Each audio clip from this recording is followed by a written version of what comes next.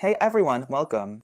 This is Faisal. In this video, I'll show you how to fix the issue where Illustrator adds an extra pixel when exporting, using export for screens. So when I'm preparing digital designs for the web, I usually work in Illustrator using multiple artboards, basically several pages. And if you look closely here, you'll notice a few different sizes.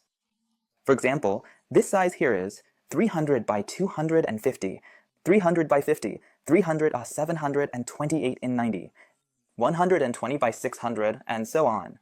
So I just gave an example of 2 or 4 sizes. Now, you might have made more than 20 sizes on Illustrator, so you want to export them all at once. The new method in Illustrator is, specifically, when using export for screens. So now, when I want to do export for screens, it looks like this. This is the correct way, and I choose JPEG. And I choose, for example, to save it on my desktop here and export. Normally, it should give me these sizes 300 by 250, 300 by 50 without any increase or decrease. But what happens sometimes is that if we open the image here and we check its dimensions, here, just on the Mac system, it will show you one extra pixel. So here, the size is supposed to be 728 by 90, but it comes out as 729 by 91.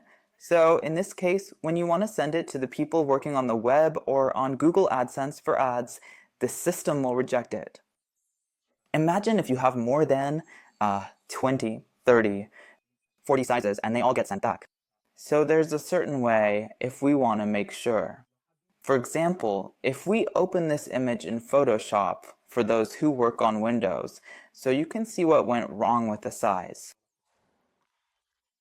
Photoshop is opening on my computer right now. Okay, so now we want to see how to fix this 1 pixel issue.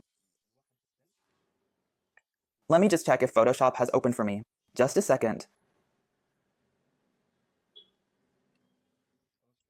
Alright, if we go to image size in Photoshop, we'll find, just like we said, that it's 728 by 90, but it gave me 729 by 91.